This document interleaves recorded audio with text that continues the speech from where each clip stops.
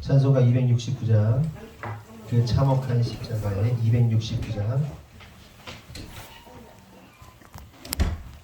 찬송가 269장 그 참혹한 십자가에 함께 찬양하겠습니다. 그 참혹한 십자가에 주 달려 흘린 피 샘물과 같이 들어서 죄 씻어주시네. 값없어도 다 나와서 내 죄를 거하면 흰 눈보다 더 희도록 참성결 얻으리. 나 믿노라 나 믿노라 그보 열공로를 흠없어도 피 흘리사 날 구원하셨네. 저 흉악한 한강도는 제 죄를 깨달아 죄 없으신 주 예수를 구주로 믿었네. 내 지은 죄 흉악하나 주 예수 믿으면 용서받은 강도같이 곧 구원받으리. 나 믿노라 나 믿노라 길보 열공로를 흠없어도 날 구원하셨네. 온 백성의 죄 사하신 하나님 어린 양 그 십자가 지심으로 저 영원한 새 나라에 다 같이 모여서 금고 한곡조로 새 노래 부르리. 나 믿노라 나 믿노라 나 믿노라 그보 열공로를 흠없어도 피 2절 저 흉악한 한강도는 제 죄를 깨달아 죄 없으신 주 예수를 구주로 믿었네. 내 지은 죄 흉악하나 주 예수 믿으면 용서받은 강도같이 곧 구원받으리. 나 믿노라 나 믿노라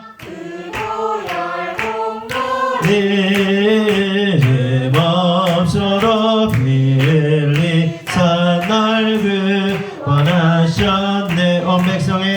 온 백성의 죄 사하신 하나님 어린 양 그 십자가 지심으로 온 인류 구했네. 저 영원한 새 나라에 다 같이 모여서 금고 민고 한곡조로 새 노래 부르리. 나 믿노라 나 믿노라 그보 열공로를 흠없어도 피 흘리사 날 구원. 나 믿노라 나 믿노라 나 믿노라 나 믿노라 그보 열공로를 흠없어 더럽히 흘리사 날 구원하셨네. 아멘. 이 시간 유혜린 학생 기도해 주시겠습니다.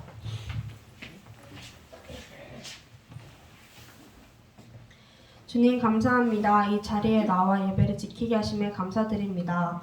혼란스러운 가운데 마음을 굳게 잡고 주님과의 만남을 멀리하지 않는 저희들을 축복하여 주시옵소서. 엊그제 성전 건축 허가가 났다는 소식을 들었습니다. 계속해서 허가가 나지 않아 모두가 한 뜻으로 허가가 언제 나려나 조급해하고 있었습니다. 주님 허가가 나게 하심을 감사합니다. 스트레스 받으셨던 사모님 목사님의 건강을 지켜주시고 두뇌를 맑게 하셔서 모든 근심이 사라지게 하여 주시옵소서. 성전 건축을 하는 가운데 마귀 역사 일어나지 않게 하시고 특히 마을 주민분들과의 트러블을 막아 주시옵소서. 속썩이려는 성도님들의 입과 행동을 제지하여 주시옵소서.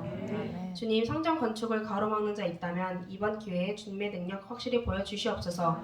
그리하여 교회의 능력과 주님의 권능을 그들이 알게 하여 다시는 얼쩡되지 않도록 하여 주시옵소서.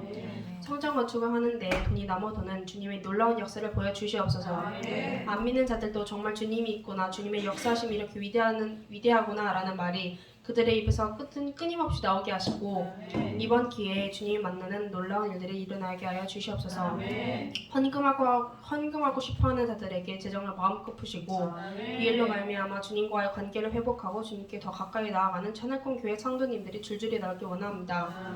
주님의 만지심을 기대하고 소망합니다. 오늘 예배를 지키러 나온 저희들에게 지혜와 은총을 부어주시고 목사님 말씀을 들을 때 육체가 힘들더라도 영을 깨어 육체의 힘듦을 이겨내고 설교 말씀에서 위로를 받게 하여 주시옵소서. 모든 말씀 예수님의 이름으로 기도드립니다. 아멘. 오늘 본문은 신명기 20장 1절에서 9절 말씀입니다. 신명기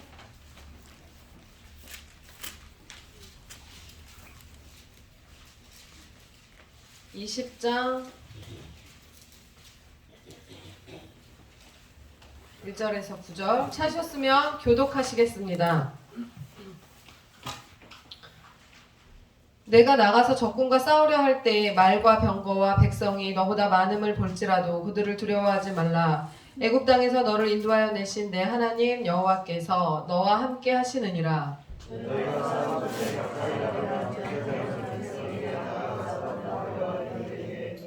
말하여 이르기를 이스라엘아 들으라. 너희가 오늘 너희의 대적과 싸우려고 나와왔으니 마음에 겁내지 말며 두려워하지 말며 떨지 말며 그들로 말미암아 놀라지 말라.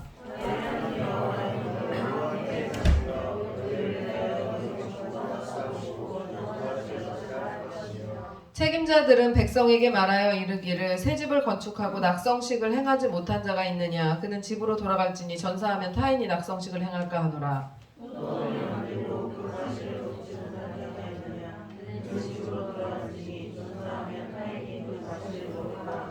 여자와 약혼하고 그와 결혼하지 못한 자가 있느냐. 그는 집으로 돌아갈지니 전사하면 타인이 그를 데려갈까 하노라 하고.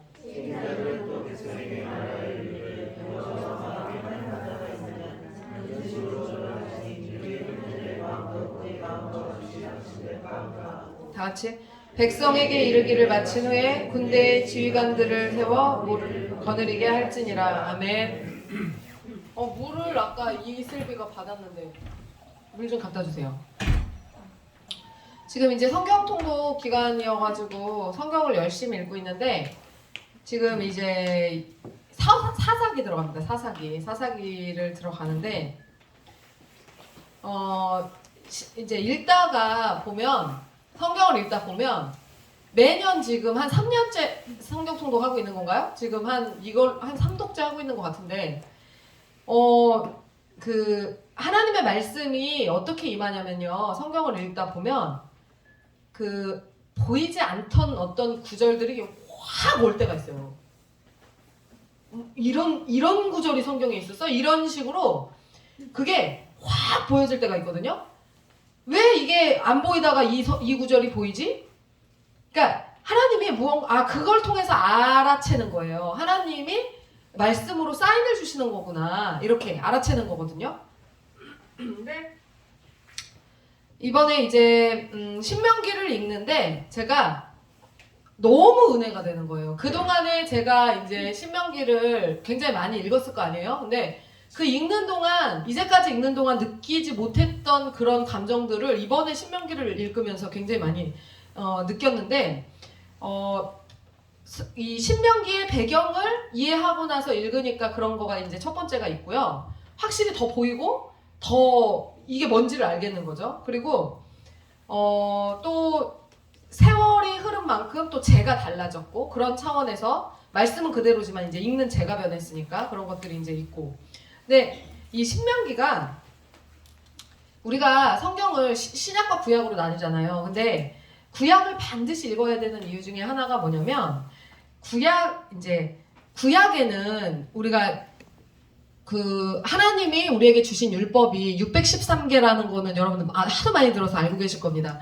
613개의 그 법이 있어요. 하나님이 우리에게 주신 인간들에게 이 법을 지켜야 돼. 그게 세보면요 613개라는 거예요.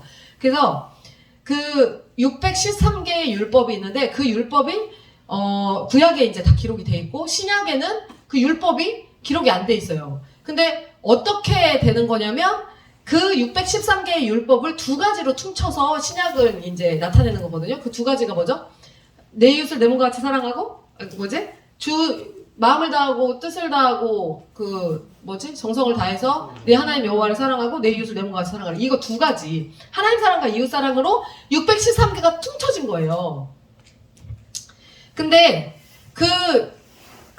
사실 신약에 와서의 그 새로운 약속이 어떻게 보면 그러니까 그동안은 행동에 대한, 구약에서는 행동에 대한 제재가 많았잖아요. 뭐 하지 마라, 뭐 하지 마라, 뭐 해라, 뭐 해라. 이런 행동에 대한 제재가 많아서 행동만 거기에 안 걸리게 하면 되는 거였잖아요. 이렇게 빠져나갈 수가 있잖아요. 근데 신약이 사실은 더 힘든 게 뭐냐면 신약은 마음까지 빠져나가야 되잖아요. 그러니까 마음을 감찰하시는 이가 주님이신데 우리가 행동을 어떻게 하든 구약에서는 마음이 어떻든 간에 행동만 안 하면 됐어. 그죠? 근데 그 신약에서는 만약에 바람 피지 마라. 그러면은 구약에서는 바람만 안 피면 되는데 행동만 안 하면 되는데 신약에서는 마음을 품었으면 이미 끝난 거야. 이런 거 있잖아요. 미워하지 마라. 그러니까 살인하지 마라. 그러면 진짜로 죽이지만 않으면 되는데 신약에서는 미워하는 순간 죄야.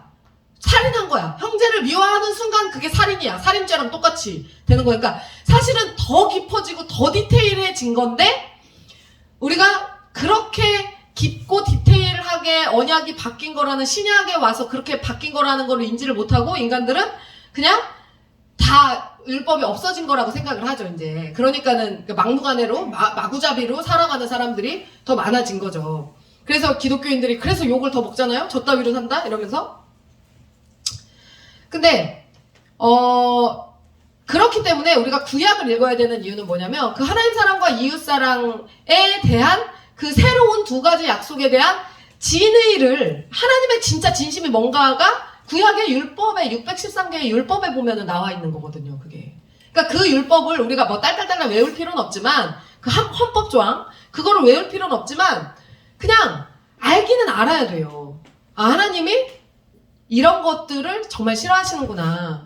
이럴 때 싫어하시는구나. 그래서 신명기를 읽다 보니까 그리고 레위기하고 신명기를 읽다 보면 레위기가 헌법이라고 그랬잖아요. 하나님 나라의 이스라엘 백성들에게 주신 헌법. 하나님의 헌법인데 그 헌법에 대한 해설서가 신명기예요. 헌법 해설서가 신명기고 그 다음에 우리가 이제 이걸 또 알아야 될 게 뭐냐면 보통의 인간들은 이제 한 50대, 60대 정도까지 이제 피크를 치다가 여러 가지 면에서 피크를 딱 치다가 한 60 넘어가면서부터 이렇게 꼬꾸라지기 시작하잖아요. 점점 왜냐면 개발을 안 시키니까 그런 거거든요. 저는 원래 인간의 뇌는 하나님이 창조하셨을 때 인간의 뇌는 아무리 우리가 지금 타락해서 그 기능을 많이 상실했다 하더라도 인간의 뇌는 끊임없이 개발하면 개발되는 거라고 생각을 해요. 근데 우리가 사실 어느 정도까지 공부하다가 한 뭐 30살까지는 뭐 공부를 한다 치더라도 30살 이후부터는 사실 공부를 안 하죠. 그러니까 점점 뇌가 안 쓰다 보니까 이제 굳어가죠. 그러면서 이렇게 쭉 내려오기 시작해서 이제 7, 80 넘어가면서부터는 막 이렇게 막 완전히 꼬꾸라져서 막 그래서 이제 80 넘어가고 이러면 어른들에 대해서 자녀들이 오히려 이제 자식들 대하듯이 대하잖아요. 어린아이 대하듯이 대하잖아. 아유, 그래요, 그러셔요. 이러면서 그냥 이렇게 대하잖아요. 아, 어린아이처럼 보고. 왜냐면 꼬꾸라지니까 인간의 그래프가 그렇잖아요, 우리가. 근데 성경에 보면 이 모세는요, 모세에 대해서 죽을 때 모세의 모습에 대해서 설명을 뭐라고 하냐면 죽는 날까지 기력이 쇠하지 않았고 그 다음에 이 지혜가 수그러들지 않았다고 그렇게 나오거든요. 그러니까 죽는 날까지 하나님과 소통하면서 그 하나님과 계속 영적 교제를 나누면서 백성들을 치리하고 그렇게 했던 그게요 하나도 쇠락하지 않고 그대로 꼿꼿이 있다가 하나님이 너 이제 다 살았어. 네 날수가 땅에서의 네 날수가 다 찼어라고 한 순간 그냥 죽은 거거든요. 그렇게 된 거예요. 그러니까 우리는 꼬꾸라져서 죽잖아요. 모든 인간들은 쇠약해져서 죽잖아요. 기억력이나 뭐 이런 것도 다 안 쓰니까 그런 거예요. 안 쓰니까 그런 건데 이 사람은 계속해서 모세는 계속해서 이 밝아져 있는 상태로 날마다 더 밝아지는 거예요. 하나님과 계속 교통하면서 더 밝아지는 거예요. 그러니까 사실은 죽기 전에 쓴 책이잖아요. 이 신명기가 모세가 죽기 전에 쓴 책인데 인생에 있어서 가장 피크 타임에 쓴 책이 바로 이 헌법 해설서 신명기예요. 그래서 여러분 이 신명기를 읽어보시면 아시겠지만 문장이요. 와, 왕궁의 그 왕의 그 수련을 받은 사람이잖아요. 이 모세가요. 다릅니다. 제가 맨날 베드로전서하고 뭐 고린도전서하고 뭐 비교하잖아요. 기억나세요? 제가 바울이 쓴 거하고 베드로가 쓴 거하고 얼마나 차이가 나는지 아느냐 이러면서 제가 막 비교하잖아요. 베드로는 일자무식자, 네? 어부 배운 게 없는 사람이잖아요. 베드로는 일자무식자가 쓴 베드로 전후서와 그 고린도 그러니까 최고의 석학 가말리엘의 수제자, 네? 서울대 석박사 최고 학부 한 사람 사도 바울이 쓴 체와 문체와 얼마나 차이가 나는지 아냐고 제가 그 얘기를 하잖아요. 근데 여러분 그 사도 바울의 문장을 뛰어넘는 사람이 모세입니다. 모세. 신명기를 여러분 진짜 제대로 한번 읽어보세요. 글이요 너무 쉬워요. 글이 너무 쉬운데 굉장히 정돈이 그러니까 군소리가 하나 없이 정돈이 딱 돼 있어요. 그러니까 아주 지혜가 최고치에 다다랐을 때 쓴 책이에요. 어떻게 헌법 해설서가 이렇게 쉬울 수가 있어요? 너무 쉽게 글을 너무 잘 썼어요, 모세가. 근데 이 모세가요, 쓴 이 신명기에서 하나님의 마음을 해설해줘요. 헌법 해설서라고 그랬잖아요. 그러니까 레위기에는 막 그 율법이 막 뭐 하지 마라, 뭐 해라, 뭐 하지 마라, 뭐 해라, 막 이렇게 할 것이니라 저렇게 할 것이니라가 막 나와 있어. 근데 왜 그래야 되는지는 말이 안 나오는데 그 법에 숨겨진 하나님의 마음을 신명기에서 해설을 해줘요. 왜 그러라고 했는지를 해설을 해준단 말이에요. 근데 너무 쉽게 해설을 해놨어요. 자, 그래서 이 신명기를 보다 보면 또 구약의 그 율법들을 읽다 보면 뭐를 알 수 있냐면 하나님이 뭐를 좋아하시고 뭐를 싫어하시는지, 그 다음에 너무 은혜가 되는 게 인권이, 진정한 인권은 성경에서 비롯됐구나. 그거를 너무 알겠는 거예요. 그래서 특히 이제 돈 같은 거, 돈 빌려가고 뭐 이렇게 빚쟁이들을 다루는 방법, 뭐 그 다음에 살인자들을 다루는 방법, 이런 것들을 봤을 때 진짜 기가 막히게 하나님의 마음을 보이시거든요. 그래서 제가 그런 것들을 성경을 읽으면서 너무 많이 느꼈지만 우리가 이제 성경을 그냥 읽어야 되니까 그냥 읽기만 하고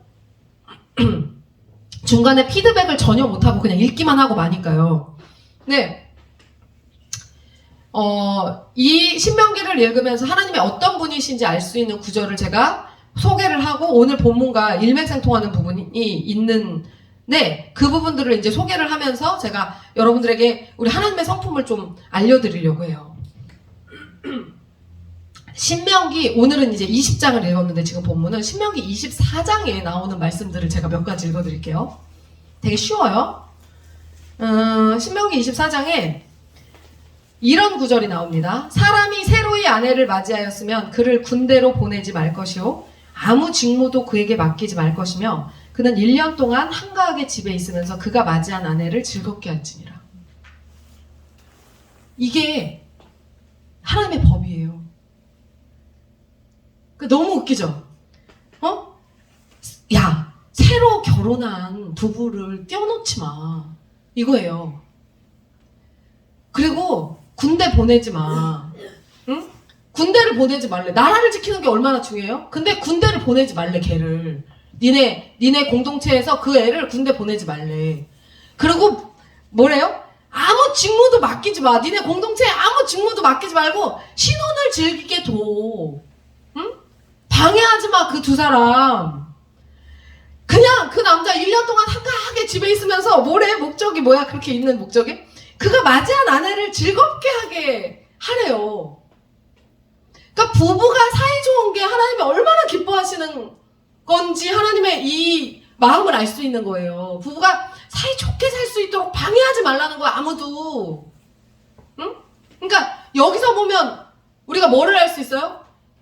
부부 사이에 누가 개입을 하면 안 되는 거야. 아무도 개입하면 안 되는 거야. 뭐 시어머니가 개입을 하든 친정어머니가 개입을 하든 시아버지가 개입을 하든 친정아버지 뭐 형제들 요새는 막 누구 때문에 못 산다 이런 거 많이 아무것도 하지 말라고 둘이 행복하게 살 수 있게 냅두라고. 응?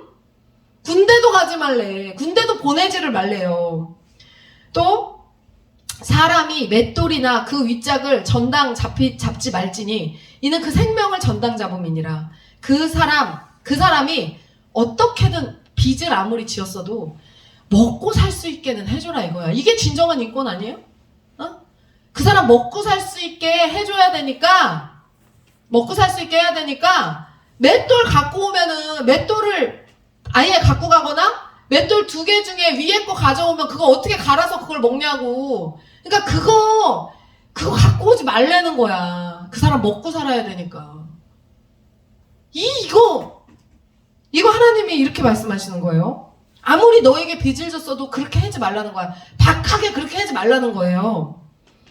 내 이웃에게 무엇을 꾸어줄 때 너는 그의 집에 들어가서 전당물을 취하지 말고 너는 밖에 서 있고 내게 꾸는 자가 전당물을 밖으로 가지고 나와서 내게 줄 것이며 그가 가난한 자이면 너는 그의 전당물을 가지고 자지 말고 해질 때 그 전당물을 반드시 그에게 돌려줄 것이라.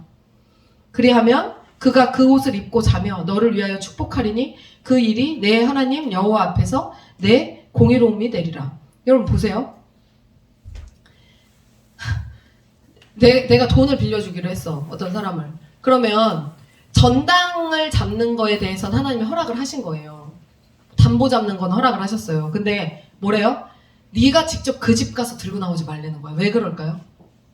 그 집안의 상황이 어떤지 모를 거 아니야. 식구들이 다 있을 수 있고 자식이 보고 있을 수도 있고 그러니까 그런 상황 가운데 집안에 어떤 일이 일어나고 있는지 모르는데 네가 가가지고 내가 돈 빌려주니까 야 나 이거 갖고 갈게 이 짓거리 하지 말라는 거예요. 응? 그러니까 너는 돈 빌려주고 담보를 잡더라도 넌 밖에서 기다리라는 거야. 그리고 저 사람이 알아서 담보물 가지고 나올 때까지 너는 기다리라는 거야. 그런데 더 웃긴 건 뭔지 알아요? 그런데 담보물을 네가 그렇게 다 잡아왔잖아. 어? 담보물을 그렇게 잡아왔으면 낮에만 갖고 있다 밤에 다시 돌려주래. 그 사람 생활해야 되니까 그걸 다시 돌려주라는 거예요. 이게 무슨 말도 안 되는 소리야. 응? 어떤 구절도 나오는지 알아요? 여긴 지금 그게 아니지만 야, 네가 만약에 가난한 사람한테 돈을 빌려주면서 네가 옷을 빌려갖고 옷을 담보물로 잡으면 너 그 옷 반드시 해지기 전에 돌려줘. 그 사람이 그 옷 하나밖에 없는데 자다가 얼어 죽으면 그거 너 큰일 나는 거야. 네가 그 사람 죽이는 거야. 그러니까 반드시 낮에만 갖고 있다가 밤에는 돌려줘서 그 옷 입고 자게 하고 다음날 다시 갖고 와. 이게 우리 하나님 너무 이거 너무 기가 막히지 않아요? 하나님 너무 지금 장난해? 네? 그러니까 오히려 이거는 피해자에 오히려 피해 입는 거잖아요. 우리가 돈을 빌려줬는데 뭐 담보도 없고 이러면 오히려 그 사람이 떼어먹을 수도 있는데, 그 사람이 가해자가 될 수도 있고, 내가 피해자가 될 수도 있는데, 하나님은 나는 별로 상관 안 하시고, 그 사람 그렇게 되지 않게, 그 사람 자다가 얼어 죽으면 어떡하냐고. 그거를 헤아려서 밤에 그게 다 무슨 담보 잡는 거야. 오늘 밤에 다시 돌려줘야 되는데. 근데, 하나님은 그렇게 하래요. 그러면, 뭐라냐면, 그가 그 옷을, 옷 나오네, 여기서도. 그가 그 옷을 네가 입고, 그 사람이 입고 자면은, 나 따뜻하게 저 사람이 옷 다시 오늘 밤에 돌려줘서 따뜻하게 입고 잘 수 있어서 너무 행복해. 하나님 저 사람 축복해주세요. 이렇게 할 거라는 거야. 에? 그렇게 기도할 거야, 그 사람이. 그러면, 그게 내가 그 기도를 듣잖니? 그럼 그게 내 앞에서 너의 공의로움이 될 거야. 이렇게 말씀하고 계세요. 내가 다 보고 있어. 그러니까 너 그거 돌려줘, 그냥 그 사람. 그리고 또 곤궁하고 비난한 품꾼은 너희 형제든지 내 땅 성문 안에 우거하는 객이든지 그를 학대하지 말며 그 품삯을 당일에 주고 해진호까지 미루지 말라. 이는 그가 가난함으로 그 품삯을 간절히 바람이라. 그가 너를 여호와께 호소하지 않게 하라. 그렇지 않으면 그것이 내게 죄가 될 것이니라. 이거 뭐예요? 품삯을 늦게 주는 경우들 있잖아요. 여러분 어때요? 품삯을 늦게 받는 거 상상할 수 없죠? 몰라, 나는 학원비를 늦게 받는 경우가 워낙 많아가지고 이제는 그냥 그러려니 하는데, 그것도 품삯이잖아요. 저 워낙 많아가지고 그냥 그러려니 해요. 그냥 연락 오면 그런가 보다, 늦게 받나 보다 이러는데, 저는 이제 그 한 사람이 늦더라도 다른 사람이 결제를 해주고 이러니까 좀 돌아가니까 저는 좀 덜하지만, 여러분들은 회사에서 나오는 거 그거 한 군데밖에 없잖아요. 근데 그게 늦어지면 어떻게 돼요? 막 다 꼬이지 않아요? 진짜? 너무 힘들잖아요. 그거 한 군데서 나오는 건데 그게 늦어지면. 그러니까 품삯을 늦게 주는 게 죄라는 거예요. 그러니까 그 사람들 그것만 보고, 그 가난한 사람이 그 품삯을 간절히 바라고 있는데 그가 여호와 하나님께 호소하면 그게 너한테 죄라는 거야. 네가 줄 수 있는 자면은 그게 너한테 죄가 된다는 거야. 하나님이 그러니까 여러분, 가난한 자들을 하나님이 얼마나 각별히 생각하시는지 이거 우리가 이렇게 깊게 좀 생각을 해봐야 돼요. 성경에 보면 여러분, 우리가 이렇게 좌파들은 가난을 인간이 해결할 수 있다고 생각하는 측면이 없지 않아 있거든요. 그러니까 위에 이 피라미드 구조에서 윗사람이 좀 자기의 이익을 포기하면 그걸 나눠 가지면 가난이 해결될 수 있을 거라고 생각하는 그 유토피아적인 그 환상을 가지고 있는 그게 있어요, 좀. 그래서 막 삼성 다 쪼개갖고 전 국민 200만 원씩 나눠 갖자, 이 민주당에서 이런 얘기 할 때 그 헛소리를 짓거릴 때 그거를 또 호응하는 사람들이 있잖아요, 그게. 근데 여러분, 가난은요 성경에 나와요. 그러니까 가난한 자들은 주님 오실 때까지 있어요. 그거는 어쩔 수 없어요. 그냥 가난한 자들은 항상 있어요. 가난한 자들은 항상 있다고 나와요, 성경에. 그러니까 사실 해결이 안 된다는 거예요. 옛말에도 가난은 나라님도 구제를 못한다고. 가난한 자들은 항상 있어요. 어떤 이유에서건. 그러니까 근데 가난한 자들한테 네가 게을러서 가난한 사람도 있죠. 근데 어떤 그 몸이 약한 사람이 있을 수도 있고 어떤 자기가 열심히 하는 것과 관계없는 어떤 이유로 태생적인 어떤 이유로 가난할 수밖에 없는 사람들이 있잖아요. 그러니까 그런 어떤 그 구조적인 그런 어려움 가운데서 그 가난해질 수밖에 없는 그런 사람들. 근데 있다는 거예요. 가난은 해결이 안 되고 끝까지 있다는 거예요. 주님 오시는 그날까지 있다는 거예요. 항상 네 옆에 가난한 자들이 있다는 거예요. 그래서 이 사람들을 구제를 할 수 있는 방법은 없어. 사실은 해결이 안 돼. 한 번 도와준다고 되는 게 아니야. 네, 이벤트적인 어떤 걸로 도와준다고 되는 게 아니에요. 근데 그 가난한 자들에 대해서 하나님이 계속해서 가진 자들이 보여야 할 태도를 계속해서 얘기하고 계시는 거예요. 하나님이. 해결할 수 없지만 그럼에도 불구하고 가진 자들이 가난한 자들에게 보여야 되는 태도, 그걸 이제 이렇게 하나님이 가르치고 계시는데, 두 번 또 이것과 관련돼서 비슷하게 하나님이 말씀하신 게 뭐냐면요, 네가 밭에서 곡식을 벨 때 그 한 못을 밭에 잃어버렸거든. 다시 가서 가져오지 말고 나그네와 고아와 과부를 위하여 남겨두라. 그러면 내 하나님 여호와께서 내 손으로 하는 모든 일에 복을 내리시리라. 밭에서 이거를 곡식을 베다가 묶음을 이렇게 묶어놨는데 어떻게 가져오다 보니까 한 묶음을 빠뜨렸어. 그럼 어떻게 하라는 거예요? 다시 가서 그거 생각난다고 가져오지 말라는 거예요. 그 뭐를 위해서 그냥 두라는 거예요? 나그네와 고아와 과부를 위해서 그냥 두라고. 그거 가져가서 쓰게. 그냥 두라는 거예요. 그러면 여기서 이런 질문 나올 수 있거든요. 아, 그러면 나는 그 가난한 자들과 객과 고아와 과부를 먹으라고 놔둔 건데 다른 마음씨 나쁜 어떤 부자가 와서 그거 가져갈 수도 있는 거잖아요. 그죠? 나는 그렇게 그걸 놔뒀는데, 그런 의도로 하나님이 이렇게 하라고 해서 놔뒀는데 다른 사람이 그걸 훔쳐갈 수도 있는 거잖아. 그러면 그거 나만 손해 아니에요? 상관없어요. 하나님이 이렇게 해서 순종했으면 그걸 누가 훔쳐가든 뭐하든 그건 상관없어요. 왜? 뭐라는 거예요? 그렇게 하면 하나님이 네가 하는 모든 일에 복을 내리시겠다. 네가 하는 모든 일에.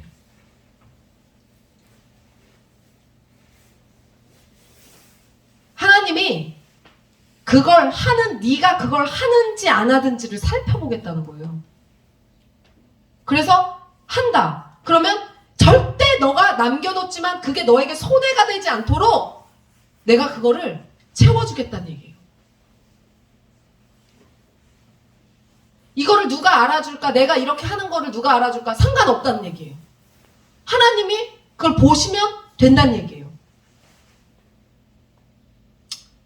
이런 하나님의 마음을 우리가 알아채야 되는 거예요. 지금 여기서 지금 신명기 24장의 말씀을 제가 지금 몇 구절을 뽑아서, 하나님의 진의를 알 수 있는 몇 구절을 뽑아서 여러분들에게 지금 소개를 한 건데, 이걸 통해서 하나님이 가난한 자들, 고아와 과부와 객들, 외지에서 온 객들, 이곳에서 아무 의지할 사람도 없는 그 객들에 대한 하나님의 마음이 어떤지를 우리가 알아야 되는구나. 그래서 친절하게 대해야 되는구나. 그래서 제가 뭐라고 써요? 베트남에서 온 엄마들하고 상담해가지고 되게 잘 대해줬다고 그랬잖아요. 친절하게 되게 잘해줬다고 그랬잖아요. 그랬더니 그 사람들이 막 소문을 내가지고 학생들을 물어다 줬다고 그랬잖아요.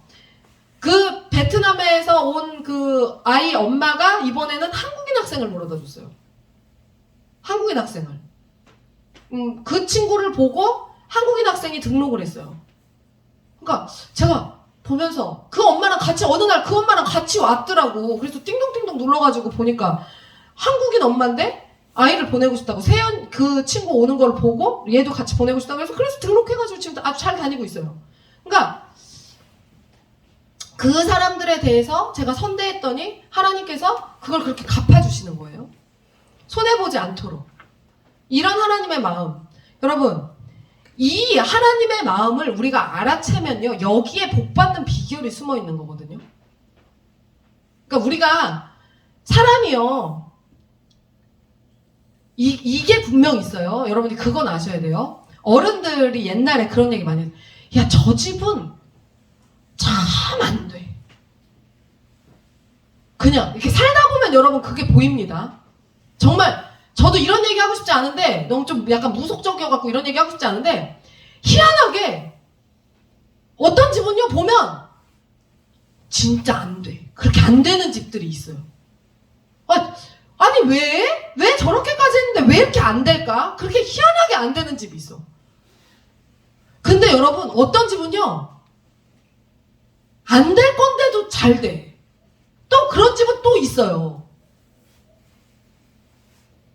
제가 가끔 성도들한테 그 얘기 하거든요. 아 진짜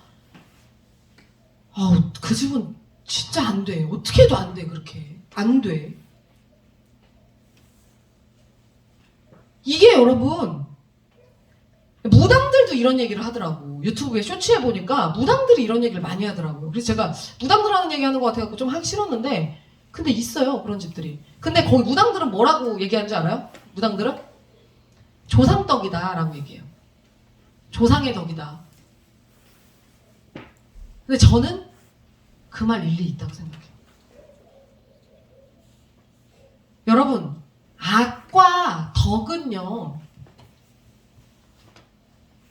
그 악도 끝이 있고요 선은 끝이 없어요. 악은 끝이 있는데 선은 끝이 없어요. 네.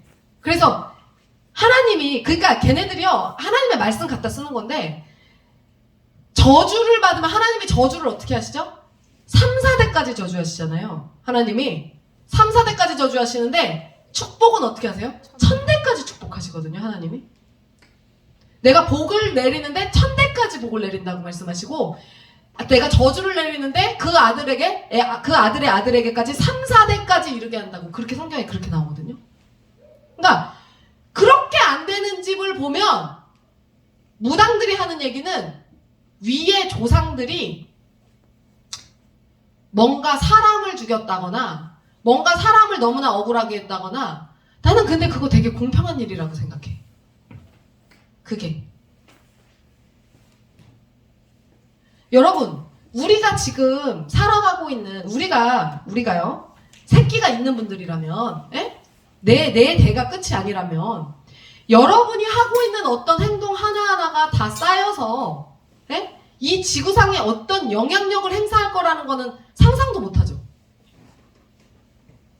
근데 저는 그거를 그냥 꼭 뭐 성경 몇 장 몇 절을 뭐 그거에 근거하지 않고도 저는 그냥 대단히 상식적으로 그럴 거라고 생각을 하거든요. 대단히 우리가 진짜 하나님만 바라보고 내가 손해나는 어떤 것들을 감수하더라도 내가 주님께 몸을 던지느라고 내가 엄청난 손해를 봤어. 그러고 나서 내 대에는 아무것도 아무런 영광도 없이 그냥 끝이 났어. 그러고 나서 그냥 그 천국에서 뭐 상을 받고 뭐 그렇다. 그냥 그럴 수도 있는데 여러분. 근데 중요한 게 뭐냐면요. 천국에서의 삶도 연결이 되지만 이 땅에서의 삶도 나는 떠나지만 내가 했던 어떤 영향력들이 이 땅에서 남아서 흐른다는 사실은 여러분 반드시 우리가 기억해야 돼요. 이때니까요 그게. 그러니까 우리가 예전에 그거 봤잖아요. 술집 작부와 그 알코올 중독자 아빠가 만나가지고 난 자식들이 미국에 끼친 엄청난 그 악영향과 그 다음에 예수 잘 믿는 기독교인 부부가 두 사람이 만나서 결혼을 해서 낳은 자식들이 미국에 끼친 엄청난 영향력들 플러스와 마이너스로 얼마나 간극이 심하게 나는지를 우리가 알 수 있잖아요. 나는 떠났지만 그 영향력이 남아있다니까요. 네? 나는 그러고 나는 손해보는 것 같이 하고 죽었지만 내가 그렇게 했던 나의 뒷모습을 보고 자란 내 자녀들이 끼치는 영향력들이 있다니까요. 여러분 제가 목사님이 수요일에도 설교했지만 저하고 이제 목사님은 애들하고 얘기하는 거를 굉장히 많이 하는 편이에요. 여러분들은 집에서 아이들을 가정교육을 어떻게 시키는지 제가 잘 모르겠지만 얘기하는 거예요. 대화하는 거예요. 가정교육은. 근데 밥 먹을 때 이야기를 많이 합니다. 기본적으로 어떻게 생각해야 되는지 그 사고의 구조를 넣어주고, 그 다음에 말하는 모양이나 스타일 같은 것들을 다 잡아주고, 너 그런 식으로 말하면 안 돼, 어른들한테 그렇게 하면 안 돼, 태도 어떻게 하면 안 돼, 이런 것들 다 잡아주고 이렇게 해야 돼, 이럴 때 누가 이렇게 하는 걸 봤는데 되게 멋있더라, 이렇게 하는 걸 보니까 되게 예쁘더라, 이런 것들을 다 얘기를 합니다. 계속해서 얘기를 해요.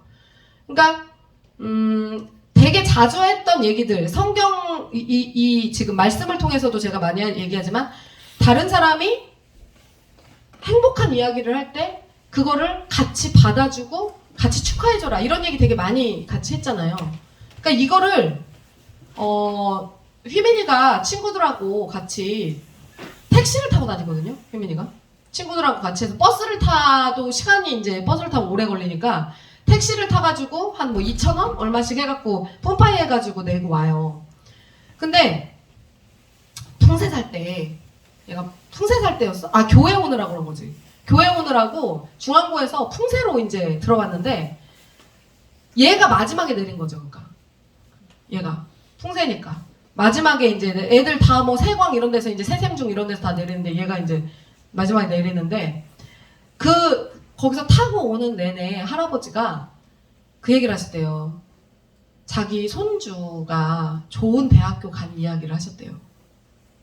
근데 거기서 4명이서 타고 오는데, 4놈이 다 휴대폰을 하고 있고, 3놈이, 그 할아버지가 그런 애들을 보니까 얼마나 이제 자기 손주 생각이 나고 얼마나 이뻤겠어요. 그러니까는, 내가 뭐 우리 손주가 이번에 이렇게 돼가지고 어디 학교를 갔다 이랬는데 좋은 학교를 갔더래요. 그래서 다른 애들은 다 휴대폰하고 뭐 딴짓하고 있는데, 휘민이 혼자서 중앙고에서부터 풍세 오는 때까지 진심으로 할아버지를 맞춰준 거야. 이거를 맞춰준 거예요.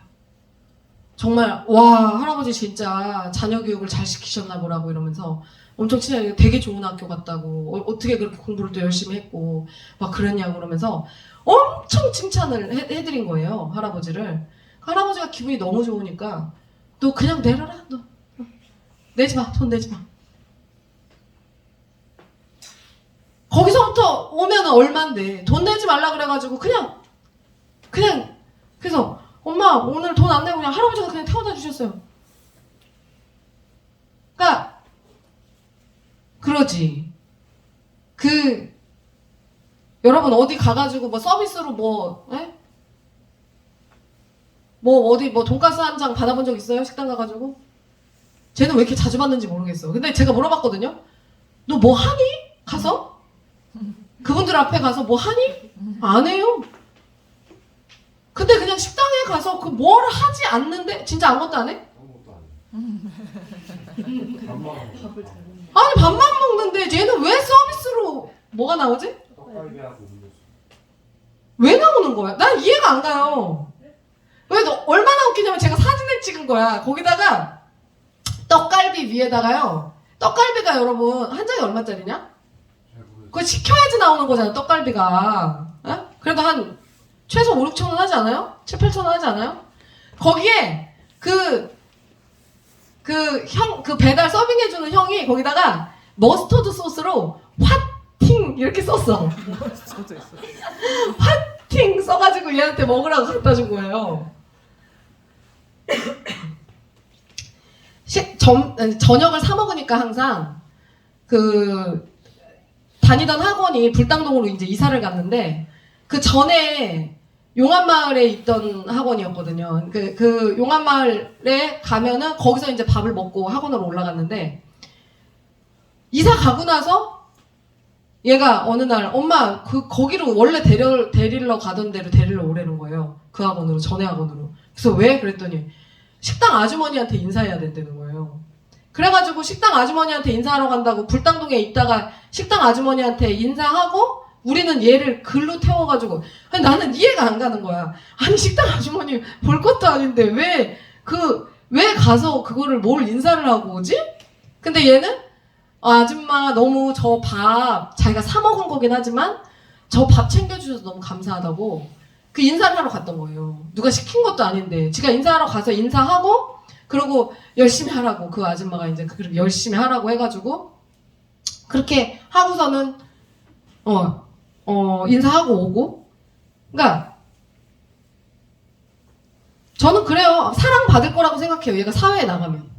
그러니까 가정에서 아직도 다뤄져야 될 부분이 대단히 많이 있지만 사회에 나가서 윗사람들을 어떻게 대해야 되는지, 그리고 친구들을 어떻게 대해야 되는지, 그거를 너무나 잘 알고 그렇게 하고 또 어른들한테 그런 식으로 또 잘하고 눈치껏 잘하고 이러기 때문에. 근데 그것들을요, 여러분 보세요. 다른 친구들은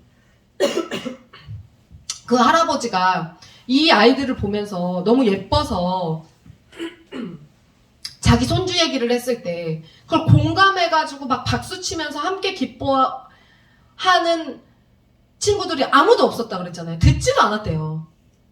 듣는 척도 안 했다 그랬지. 혼자서 계속 그 할아버지가 하는 얘기를 받아가지고 계속 막 너무 잘한다 그러면서 막 해준 거야. 얼마나 기분이 좋았으면 택시비를 안 받았겠어요. 그러니까 저는 그렇게 생각해요. 그 친구들은 왜 그걸 안 했을까? 안 가르쳤기 때문에 안 했을 거라고 생각해요. 그러니까 남의 행복에 같이 공감해주는 것이 얼마나 귀한 일인지를 가르쳐주지 않은 거야, 부모들이. 왜냐면 내 일이 아니니까. 뭐랬는지 알아? 지난번에 하은이가 그 피아노 그거 1등 했잖아요. 근데 하은이가 휴민이한테 이제 전화를 했어요. 오빠 나 1등 했어. 나 그거 상 탔어. 막 이렇게 전화를 했어요. 근데 내가 진짜 옆에 같이 있었거든요. 이유민이 와 말을 하는데 뭐랬는지 알아요? 하은아 오빠는 네가 1등 할 거 알고 있었어. 그랬지? 그래서 내가 깜짝 놀랐어. 어떻게 하는, 저게 무슨 소리야? 그랬더니 제가 하는 말이 뭔지 알아? 아니 그러니까 그래? 제가 이제 하은이가 그래? 오빠 내가 1등 할 걸 어떻게 알았어? 야 네가 교회에서 그렇게 연습할 때 그렇게 잘 치는데 너 같은 애가 1등을 안 하면 누가 1등을 하겠니? 당연히 네가 1등을 해야지. 말을 그렇게 하는 거예요. 와 그래서 내가 그러니까 목사님이 그걸 듣고 있다. 저 새끼 봐라 저 새끼. 저 새끼 저거 말하는 거 봐라. 너무 이게 여러분 하마 너 기분 좋았지? 이게 근데 여러분 교육해야 돼요. 이렇게 하도록 이걸 개발해야 돼요. 휘민이도 처음부터 그랬던 게 아니에요. 가르친 거예요. 계속해서 남의 행복에 같이 축하해줘라. 남이 잘 되면은 기뻐해줘라. 함께해줘라. 남들이 슬플 때는 같이 위로해주고 공감해줘라. 이거를 한 거야. 여러분 이것만 잘해도요. 여러분 반은 먹고 들어갑니다. 나중에 사회생활 할 때. 이게 안 되니까 꼴보기 싫은 거야. 이게 안 되니까. 부부간에도 이게 안 되면 등 돌리고 사는 거예요. 공감 그거 말 한마디. 야, 야, 어쩌다가 소 뒷걸음질 치다가, 개구리 잡았겠지. 이렇게 말하지 않고, 이렇게 말하지 않고, 네가 1등 안 하면 누가 1등 하냐? 너 같은 애가 1등을 안 하면. 네가 피아노를 그렇게 잘 치는데. 이렇게 말을 하니까 이게 얼마나 듣는 사람이 기분 좋고 자존감을 확 올려주는 대화잖아. 자존감을 확 올려주잖아요. 그러니까, 그러면 어떤 일이 발생하냐면요. 자존감을 올려주는 이야기를 딱 듣잖아요. 그럼 그 사람하고 말하고 싶어져요. 이게 사회생활의 비법이에요. 관계를 잘하고 싶으면 상대방의 약점을 알고 있지만 그 약점을 건드리지 말고 상대방의 자존감을 끌어올려주는 어떤 멘트를 하나를 딱 치는 거야. 사랑하는 마음으로. 그러면 그 사람이 내가 이게 약점이었는데 저 사람이 저렇게 얘기해주니까 갑자기 자존감이 확 올라가요. 자존감이 살아나잖아요. 그러면 굉장히 자존감이 높아지면요. 여러분 못했던 일들도 막 능히 해낼 수 있게 되거든요. 그러니까 나를 능력 있는 사람으로 만들어주는 사람과 대화하고 싶어해요. 사람들은.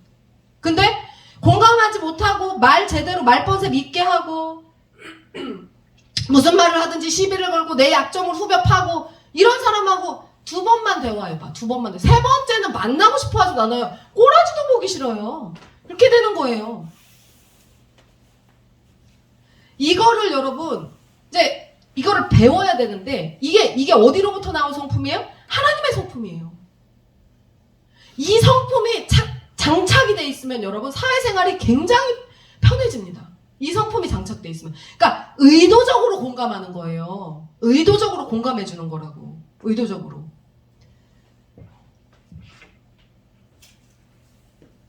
그래서 이렇게 해서 우리의 식탁에서의 그 영향력, 휘민이가 그러는 거예요. 목사님이 이제 이번 주에 수요일에도 그 설교 하셨잖아요. 밥상머리에서 핸드폰, 애들 식당 가가지고 핸드폰 보여주고 너 이거 보고 있으라고 하지 말라고. 그거 아주 꼴보기 싫어 죽겠다고 그러잖아요. 근데 저희 애들은 당연히 그런 적이 이제 없죠. 어렸을 때부터 핸드폰을 보여주지 않았기 때문에 그런 식으로. 근데 휘민이도 그 얘기를 하는 거야. 꼴보기 싫다고. 그러면 얘가 나중에 결혼해서 애를 낳으면 자기 새끼한테 나 밥 편하게 먹어야 되니까 너는 이거 보고 있어라 라고 하면서 핸드폰을 줄까요? 넌 주겠니? 핸드폰 입에다 쓰셔도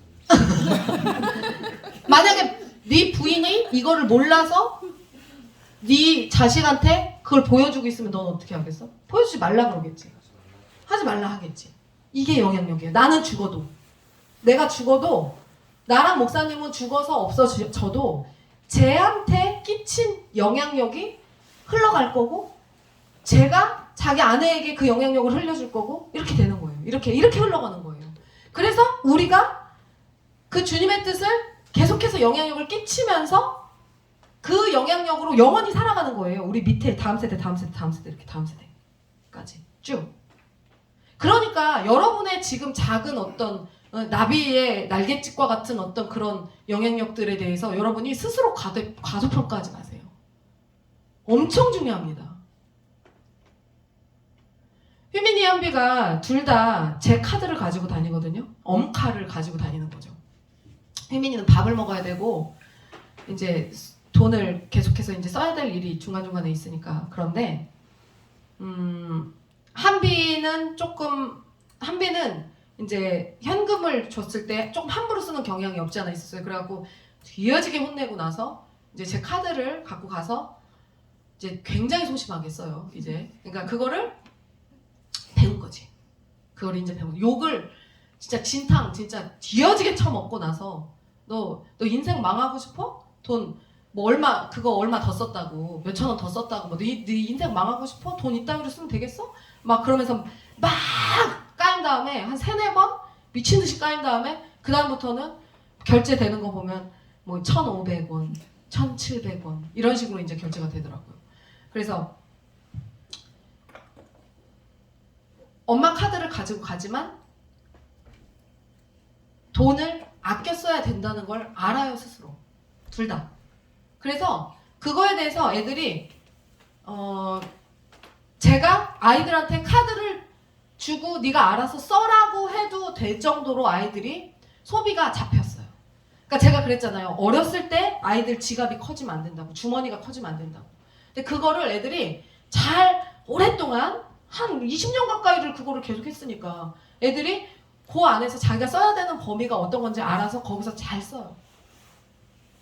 그것도 잡은 거예요. 하나님의 성품을 알면 복받는 삶을 살게 돼 있어요, 여러분. 하나님의 성품이 어떤지를 알려면 그럼 어떻게 해야 된다고요? 구약을 읽어야 돼, 구약. 구약에 하나님의 진리를 알 수 있는 게 너무 많이 나와요. 그리고 뭐 지지난주엔가 휘민이가 2만 얼마를 썼더라고요, 점심때. 뭐야?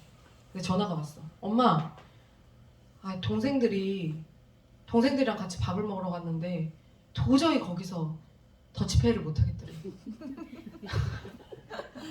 고등학교 1학년 동생들하고 같이 밥을 먹으러 갔는데 도저히 더치페이를 못 하겠더래.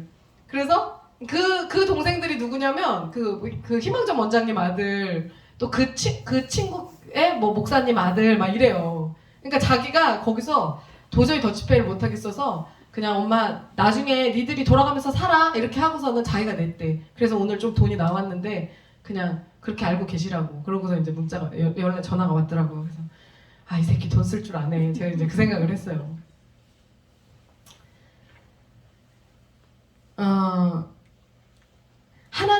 의중을 파악해서 하나님의 뜻대로 여러분들이 그 인지하시고 그걸 여러분들의 자녀에게 넣어주세요. 여러분 안 늦었어요.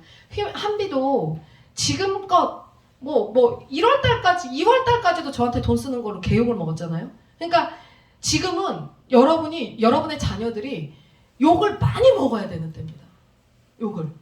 그래서 어쩔 때는 여러분 뭐 자기 이제 엄마가 혹은 아빠가 막 애를 막 들고 잡고 있으면 아 그만 좀 해 시끄러워 하지 좀 마 이렇게 할 수도 있는데 그 좀 견디셔야 돼요. 그리고 계속해서 조사해야 돼요. 애들을 그 모양을 그 정을 쳐가지고 모양을 예쁘게 만들어야 되는 겁니다. 애들은 만들어지는 거예요. 네. 그래서 사랑받게끔 아름다운 아이들로 자라날 수 있게끔 그렇게 하셔야 돼요. 김은정 집사님네 회사에 그 들어온 지 2달 된 알바생이 있었어요. 근데 그 학생이 이제 대학교 졸업하자마자 다른 회사를 가기 전에 이 회사로 알바를 하러 들어온 거예요.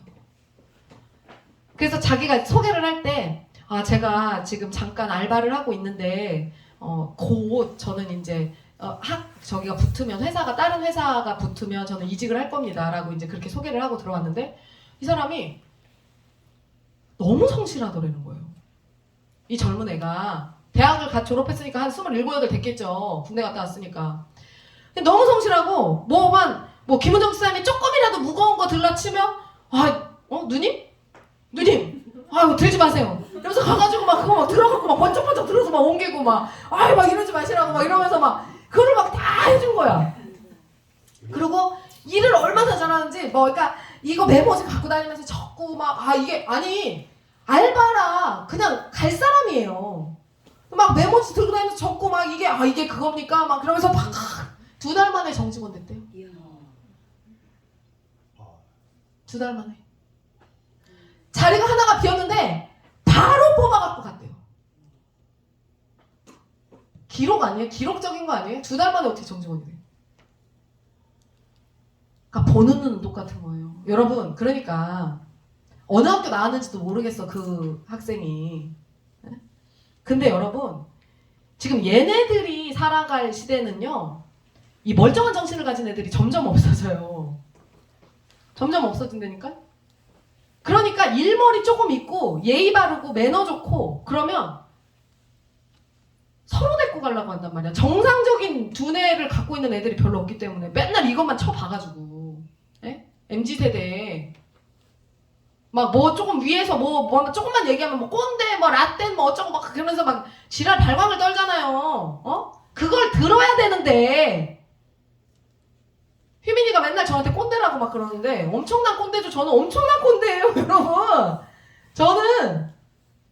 저는 질서와 그 규범 원칙 그거 되게 중요하게 생각해. 전통 이게 교회의 전통이야 막 이래야 되는 거야. 하나님의 말씀이 이거야 막 이러면서 막 집어넣잖아요 다 틀에다가. 그래서 조금만 삐져나오면 톡톡 치잖아요. 제가 삐져나오지 말라면서.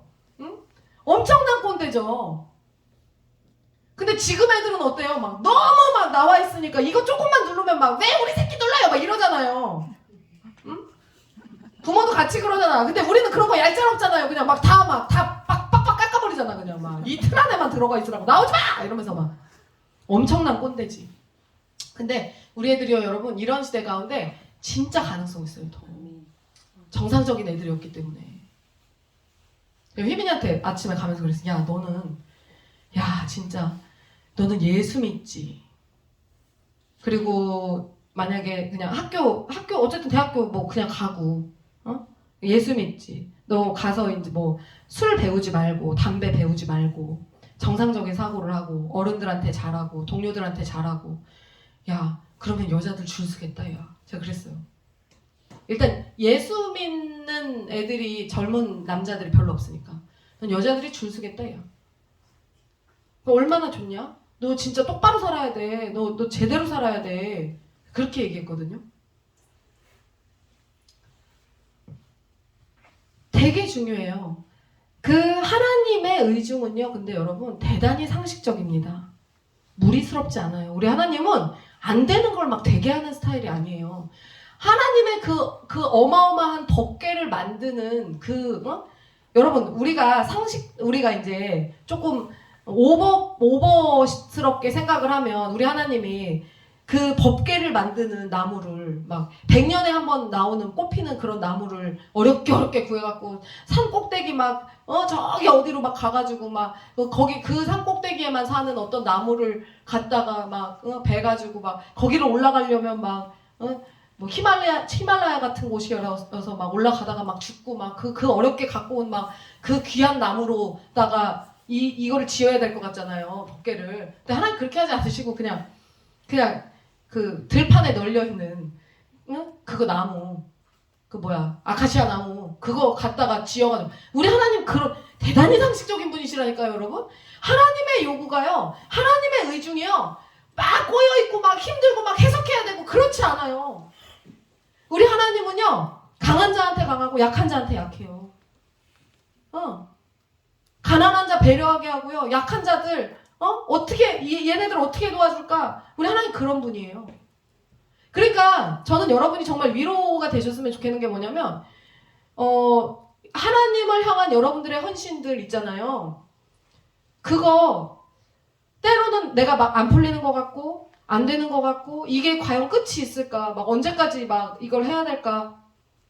막 그거를 제가 막 그 부활주일에 헌금을 제가 이제 해야 되는 그 과정에서 마음이 조금 제가 조금 어렵더라고요.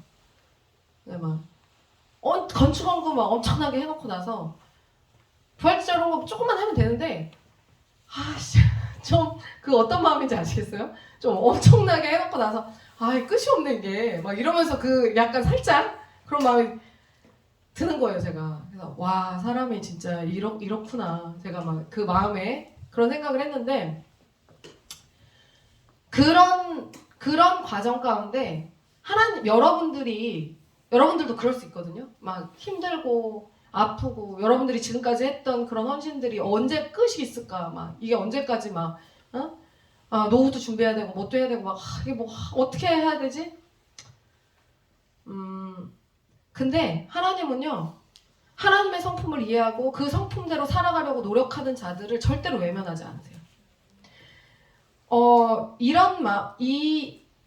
이런 마음을 통해서 오늘 본문을 다시 한번 보면, 오늘 본문에 얼마나 하나님의 그 웃긴 마음이 드러나는지 보세요. 제가 이 부분 읽을 때 제가 진짜 너무 웃었거든요. 너무 말이 안 돼서. 지금 적군과 싸우려 할 때의 율법이에요. 이게 적군과 싸움을 하러 전쟁터에 나갔을 때 제사장들에게 백성들한테 어떻게 하라고 지금 알려주는 거예요. 이게 법이에요. 하나님의 법이에요.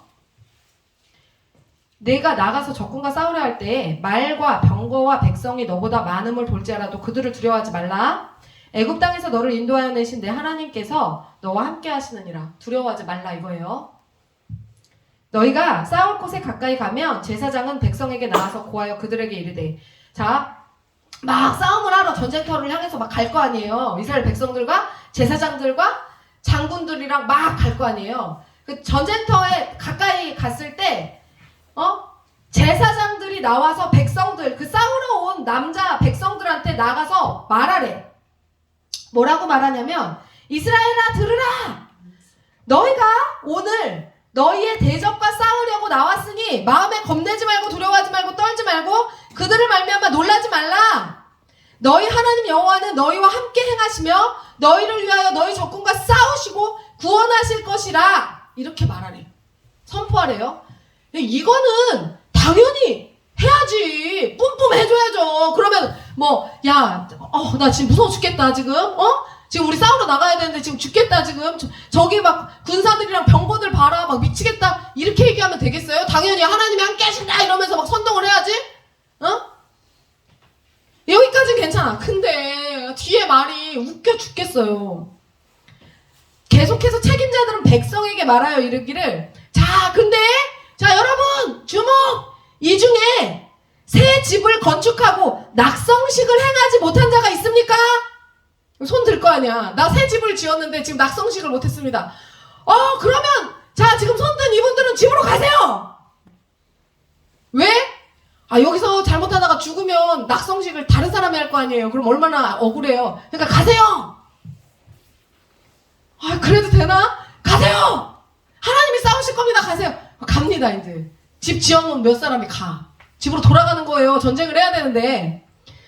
두 번째, 여러분, 포도 과수원 만들고 그 과실을 먹지 못한 자가 있습니까? 여기에 처음 농사 져가지고 포도 과수원 만들어 놨는데 한 번도 따지 못한 사람이 있어요? 자, 손 들어보세요. 네, 저 있습니다. 그러니까 포도원을 그러면은 처음 농사를 짓기 시작한 사람이니까 젊은 사람일 거 아니에요. 그러니까 그 사람 있으니까 손 들어서 가세요. 왜요? 여기서 싸우다가 죽으면은 그 포도를 못 먹을 거 아니에요. 다른 사람이 먹을 거잖아. 얼마나 안타까워요. 가세요. 에? 가세요. 자, 세 번째. 여자와 약혼하고 아직 약혼만 하고 결혼하지 못한 사람이 있습니까? 그럼 또 네, 있습니다. 집으로 가세요. 에? 왜요? 아니, 여기 왔다가 죽으면 다른 사람이 그 여자 창할 거 아니에요. 그럼 억울해서 되겠습니까? 돌아가세요.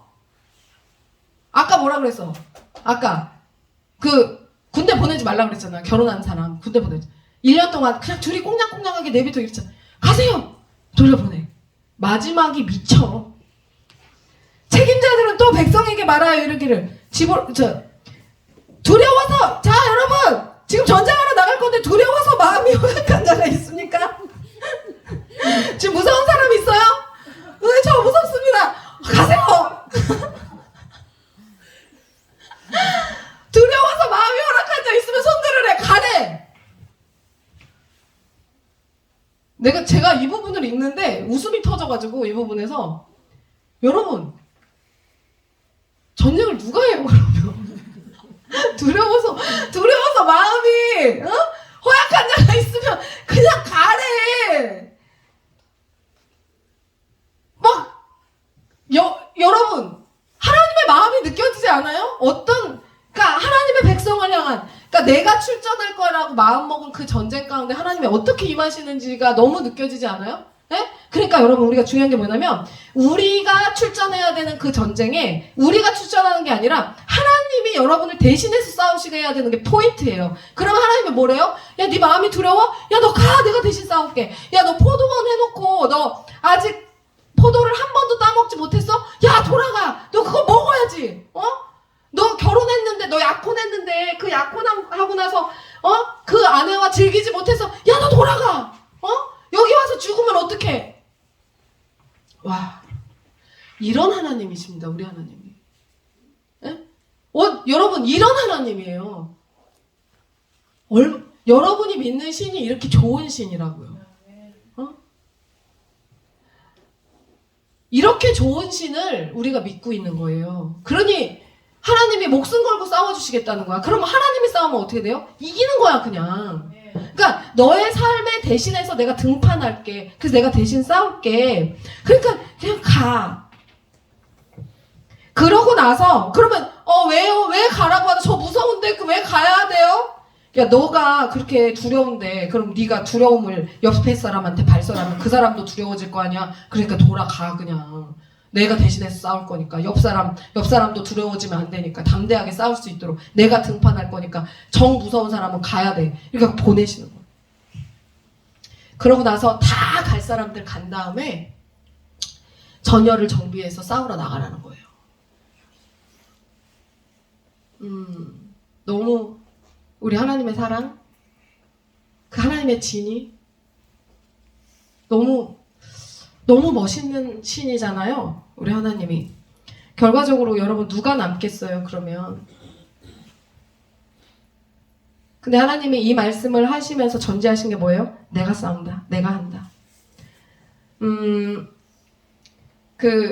이면 집사님네 가게에 지난주에 그 동자신을 섬기는 무당이 왔대잖아요. 우리 하나님은 이런 분이신데 여러분, 동자신을 섬기는 무당이 와가지고 꽃을 사는데 비누꽃을 사갔대요. 꽃을 사는데 혼자서 다중이처럼 말을 하는 거예요. 네? 그 동자신하고 그 다음에 자기 무당하고 같이 이게 번갈아가면서 말을 하는 거예요. 묻고 대답하고 묻고 대답하고. 근데 동자신이 말할 때는 애기처럼 말을 하고 그 다음에 본인 무당이 얘기할 때는 그냥 어른처럼 말을 하고 이게 이제 왔다리 갔다리 하면서 이제 그러니까 정신과 의사들은 이걸 이제 분열 상태라고 말을 하지 이거를. 네. 근데 말하는데 뭐요? 뭐 이거 사요? 나 이거 좋아해. 나 킨더조이 사줘. 킨더조이 꽃 있잖아요. 나 킨더조이 사줘. 아 그래요? 킨더조이 사줘? 나 킨더조이 3개 사줘. 그래갖고 킨더조이 3개 넣어가지고 그걸 해줬다는 거야. 그러니까 그 사람은 그렇게 일평생을 섬기는 신이 킨더조이 사줘야 되는 신을 섬기고 있고 우리 하나님은 야 다 가. 야 무서워? 야 포도원 안 했어? 야 가. 전쟁 내가 할 거야. 야 다 가. 방 빼. 다 괜찮아. 내가 할 거야. 낙성식 못해서 너 집에 가서 그 집 누려. 야 우리 하나님은 이런 하나님.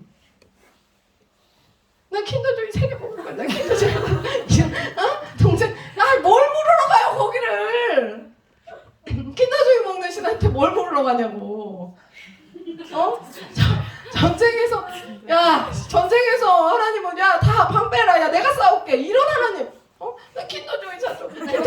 킨더조이. 아 그럼 킨더조이 2개 사. 나 3개 사줘. 3개 사줘. 킨더조이 3개 찾는 그 신을.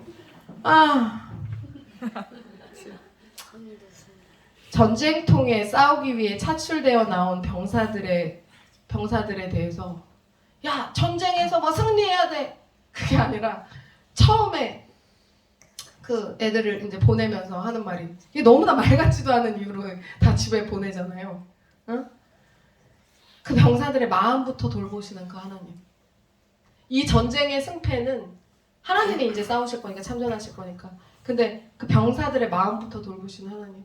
여러분 하나님이 때로는 여러분 막 미친 듯이 막 그냥 굴리는 것 같잖아요. 그냥 막 새가 빠져라 우리는 막 그냥 막 굴리는 것 같잖아요. 그러다가 이러다가 어느 순간 막 돌아가다가 그 드럼 세탁기 돌아가듯이 우리가 막 저 안에서 막 돌아가다가 그냥 우리는 어느 순간 그냥 사라져 없어져 버리겠지. 그 돌리고 있을 때도 하나님이 우리의 마음을 계속 살피시는 거예요. 계속 우리 하나님 그런 분이에요. 하나님의 성품을 그 아들을 내어주신 이제 오늘이 이제 무덤에 들어가신 날이잖아요. 돌아가시고 그 하나님의 성품을 정말 깊이 묵상하는 그 남은 우리 부활주일을 맞이하는 그 시간까지 3일 동안 그 시간이 좀 되셨으면 좋겠어요. 그래서 그 하나님의 성품이 어떠한지를 여러분이 잘 알게 되시면 인생의 결이 달라집니다, 여러분. 진짜로. 그래서 그 성품을 마음 깊이 느끼실 수 있는 한 주간, 남은 한 주간이 되셨으면 좋겠습니다. 제가 기도하겠습니다. 하나님 감사합니다. 우리에게 이 시간 모이게 하시고 우리가 주님의 말씀을 듣게 하시면 감사합니다. 하나님의 성품을 이해하고 하나님이 어떤 분이신지 또 우리에게 얼마나 주님의 사랑을 알리고자 하시는지를 우리가 깨달아서 주의 말씀을 통하여서 그 하나님의 성품을 깨닫고 우리의 삶에 잘 녹여내서 우리의 삶의 결이 정말 고급스러워지고 하나님 사람들로부터 흠모할 만한 그런 인생을 살아갈 수 있는 우리 하늘공교회 성도를 될 수 있도록 인도하여 주시옵소서.